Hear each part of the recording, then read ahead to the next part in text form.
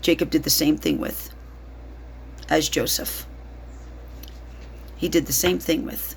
So even though that happened, Pharaoh welcomed them. He gave them favor, and he told them to pick the best land in Goshen to live. Now, Egyptians despise shepherds. Here he goes. Pick the best of what you want. Because Pharaoh loved Joseph that much. Because God's favor was so strong. Joseph was dripping in God's favor. And Joseph still served the Lord, even though he was the right hand of Pharaoh, and Pharaoh respected that. You know why? Because it was God that gave Pharaoh the interpretation. So God was first in Joseph's life, and Pharaoh knew it. And Pharaoh yielded to that. And so God got to bring a work he started to its completion. Whatever work God starts in your life, he will see it to completion.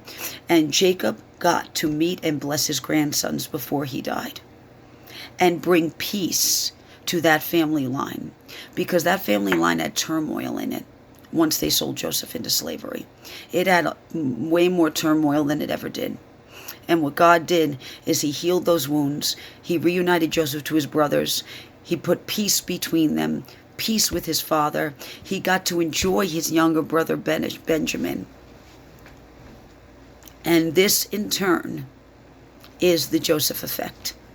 God taking in your life what seems bleak, what seems impossible, what seems just hopeless, and in an instant and suddenly turning it around for an incredible purpose. In an instant and suddenly, as he teaches you, and then turns it around in a moment of his favor for his glory, and then bringing what he started to its completion. A 180 in your life. That's the Joseph effect.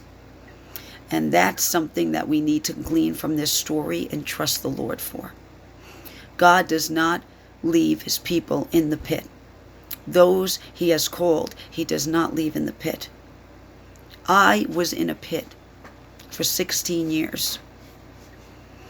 And then God taught me, and he refined me, and he had me walk back and forth every day. You're going to laugh, to feed these animals. I'm going to tell you something. God knows what motivates you, and God knew what motivated Joseph. See, Joseph had smarts, and God knew that motivated Joseph. He needed to use those smarts. That's why in every place Joseph was put to move him closer to Pharaoh, he was put as head over something to exercise that. God knew what motivated me. Animals. I love animals, if you couldn't tell. Love them, love them, love them. What did God do? He started sending in animals on this property for me to care for and take care of. So I would have to walk back and forth almost all 4 acres 3 times a day.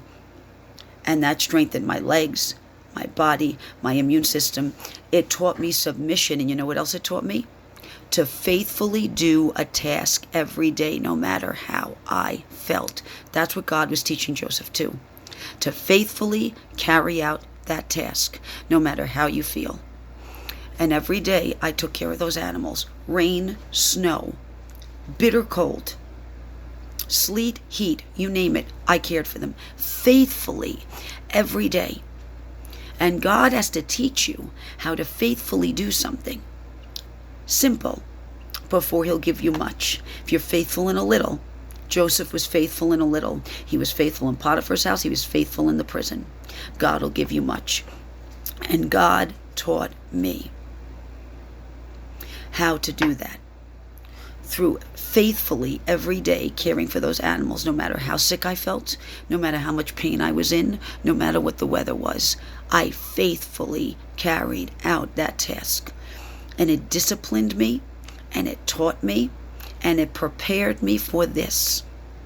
So God will use very unique circumstances to impart into you what he needs to impart, to teach you what you need to be taught. And he did a lot through these animals.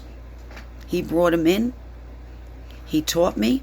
He taught me how to be faithful in a little. He taught me how to faithfully do something.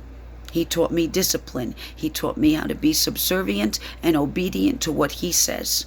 It didn't matter how I feel. He told me to feed those animals. He told me to faithfully do it every day. Didn't matter how I felt. When you do it, when God tells you to do it, God will reward that, because he's preparing you for something bigger.